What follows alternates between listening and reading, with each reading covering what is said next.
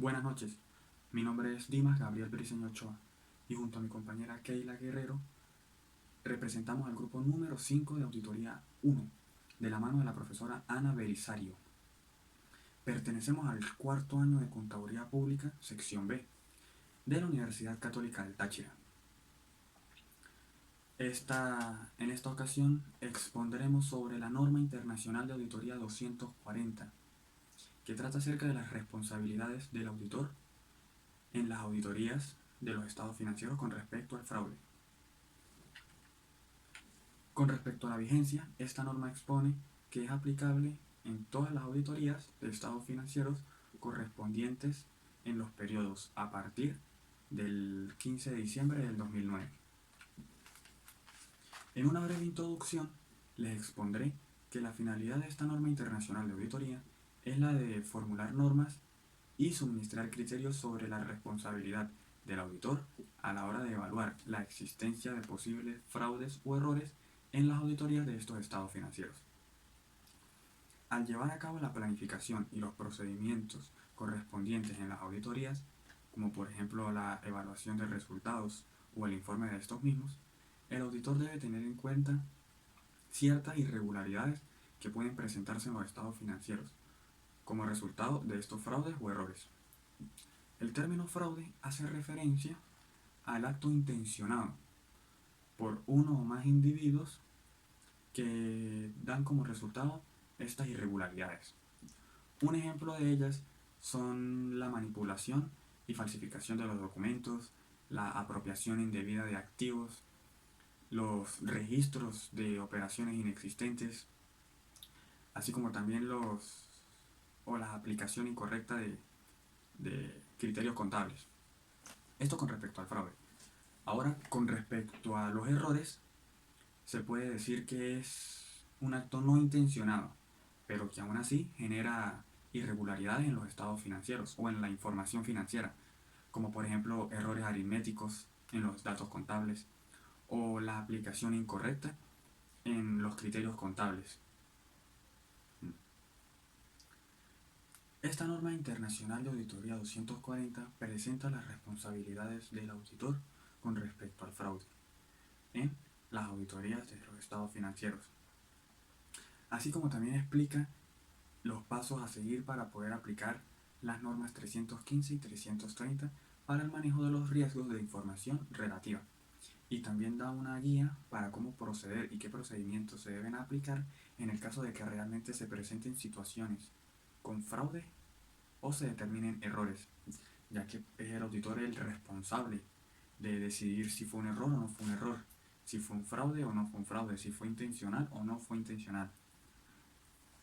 Posteriormente, esta norma internacional de auditoría expone que el auditor debe analizar la información contable para poder observar si los riesgos de error de información relativa de los estados financieros son fraudulentos o son verdaderos, para que de esta manera él pueda proceder y aplicar los procedimientos correctos de acuerdo a la situación.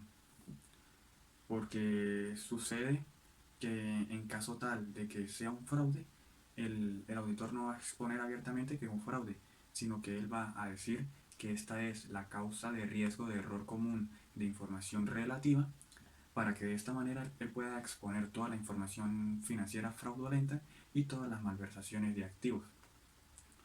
Por lo general, los fraudes suelen ser por la presión que ejercen los terceros sobre la administración y sobre los empleados, ya sea para lograr algunas metas, aunque se deban renunciar a los valores.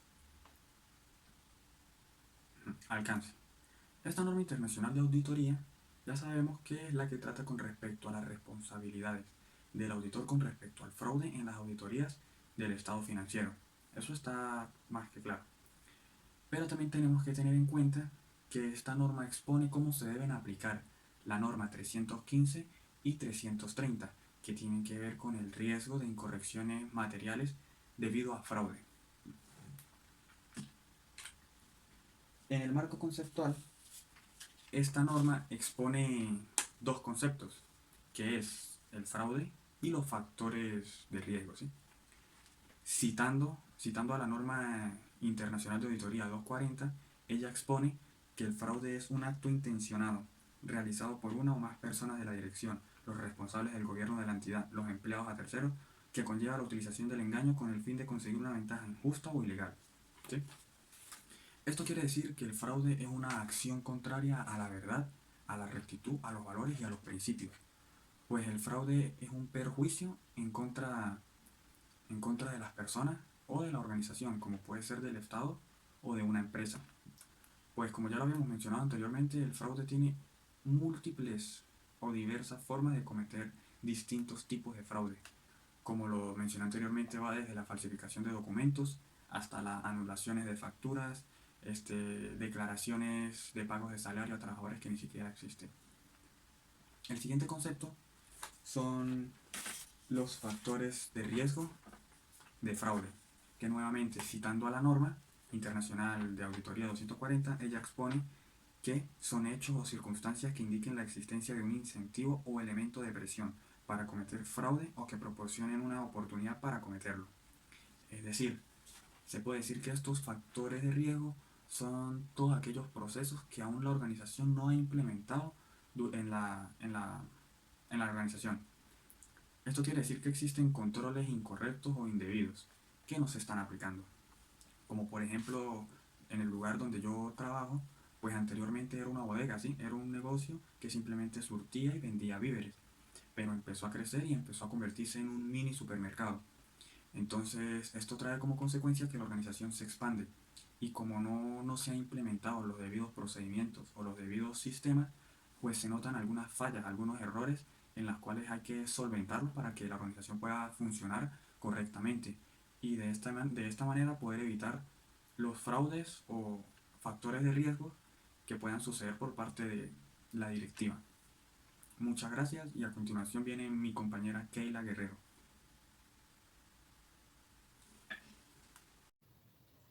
Buenos días, profesora Ana María Belisario. Mi nombre es Keila Guerrero y junto con mi compañero Dimas le estamos exponiendo la norma internacional de auditoría 240, que hace referencia a las responsabilidades del auditor en la auditoría de los estados financieros con respecto al fraude.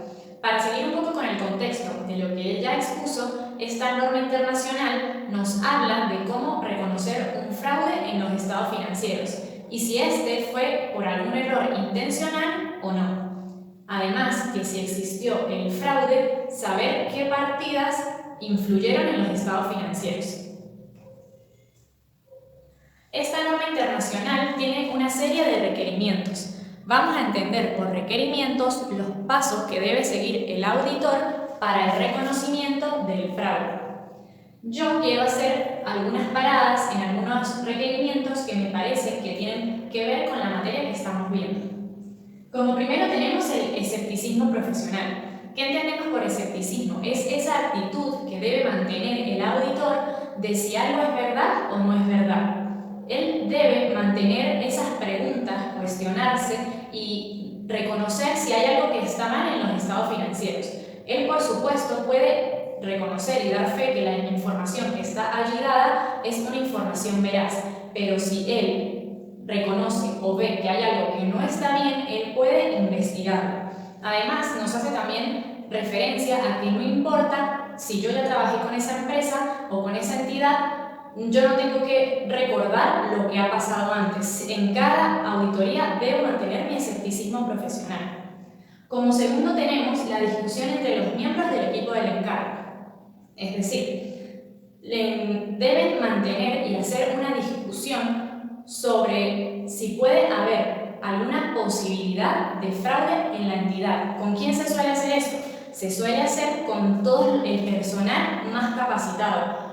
La gerencia, la administración, el personal que tenga más nivel en la empresa, porque ellos pueden darle una idea al auditor del entorno y si hay algo interno o externo que pueda influir en el fraude. Como tercero tenemos procedimientos de valoración de riesgo y actividades relacionadas. ¿Qué quiere decir esto?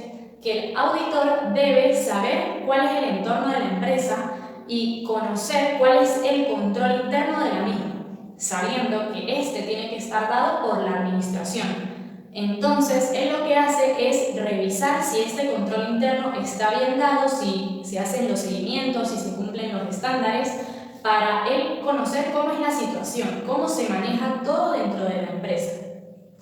Seguimos con la identificación y valoración de los riesgos de incorrección por fraude. Después tenemos respuesta a los riesgos valorados de incorrección material debida al fraude. Luego, la evaluación de la evidencia de auditoría. Después tenemos la imposibilidad del auditor de seguir con el encargo, que esto quiere decir que cuando el auditor reconozca que hay o existe la posibilidad de que haya un fraude en los estados financieros y la entidad no haga nada para corregir esto o no siga los procedimientos que él dispuso, él puede dar simplemente cerrar el contrato de trabajo porque él no puede dar fe de que esos estados financieros están bien. Manifestaciones escritas, comunicaciones a la dirección y a los responsables del gobierno. Esto quiere decir que el auditor debe de informar en tiempo y forma si existe algún fraude o si hay la posibilidad de alguno. Todo esto a la alta gerencia o a la administración. Comunicación a las autoridades reguladoras y de supervisión. Este quiere decir que el auditor puede informar a terceros si hay algún fraude. Acá es donde se suele haber un tipo de conflicto, porque ya que una de las características de los auditores es la confidencialidad, pero la confidencialidad nunca puede estar por encima de la legalidad, así que si él lo considera, él lo puede informar. Y por último tenemos la documentación. Seguimos con los objetivos de la norma. Los objetivos del auditor son identificar y valorar los riesgos de incorrección material en los estados financieros debido al fraude. ¿Qué quiere decir esto? Identificar si hay un fraude o no, reconocer si es material o no. Como segundo, obtener evidencia de auditoría suficiente y adecuada con respecto a los riesgos valorados de incorrección material debido al fraude. ¿Qué quiere decir esto? Ya identifiqué si hubo fraude, ya reconocí si fue material o no. Debo hacer los procedimientos para corregir el fraude. Como tercero tenemos responder adecuadamente al fraude o a los indicios de fraude identificados durante la realización de la auditoría. Ya identificamos, ya sabemos si es material, ya hicimos el procedimiento, con lo cual ya tenemos la información y la documentación para dar fe que esto ya quedó corregido. Otras consideraciones. El fraude en los estados financieros consiste en la publicación intencionada de errores en los estados financieros. Nos podríamos preguntar por qué hacen esto. Simplemente porque muchas veces las entidades quieren simular debilidad o fortaleza financiera. Podemos entender como debilidad financiera. Normalmente las empresas lo hacen para pagar menos impuestos. ¿Cómo podrían hacerlo? ¿O cómo podría el auditor darse cuenta? Porque no registran la totalidad de las ventas, no registran la totalidad de los activos, pueden colocar más pasivos, pueden generar gastos ficticios. Eso, como les decía, con el fin de pagar menos impuestos normalmente. La simulación de fortaleza financiera es al contrario. ¿Por qué lo podrían hacer? Para dar frente a terceros una visión de que la empresa está en buenas condiciones financieras. A los bancos, a los inversionistas, a los proveedores. ¿Y cómo lo podemos reconocer? Lo podemos reconocer porque inflan sus ventas, registran ventas ficticias que nunca se hicieron o que el stock está en la empresa, pueden también mostrar activos que no son suyos, suelen esconder los pasivos, suelen esconder las deudas, los préstamos bancarios, las cuentas por pagar. Esas son algunas maneras que tiene el auditor para reconocer. Conclusiones. La norma de auditoría 240 nos da esa capacidad de reconocer cómo serían los fraudes, o sea, identificarlo y quién puede influir en él, con lo cual nos enseña que la información y los errores que están ahí es porque son malversados por terceros. Ahí podemos reconocer cuál es la importancia de los auditores, ya que ellos buscan la forma de que la información sea real y sea comprobable, dando fe de ello.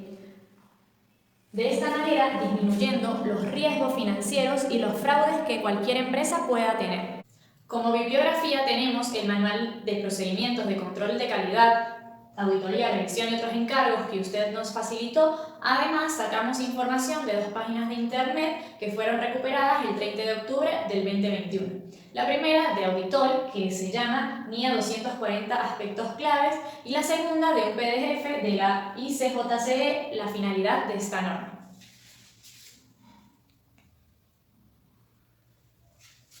Con esto nos despedimos, espero que haya sido una exposición que haya sido clara, precisa y le agradecemos su tiempo. Muchas gracias, profesora Ana María.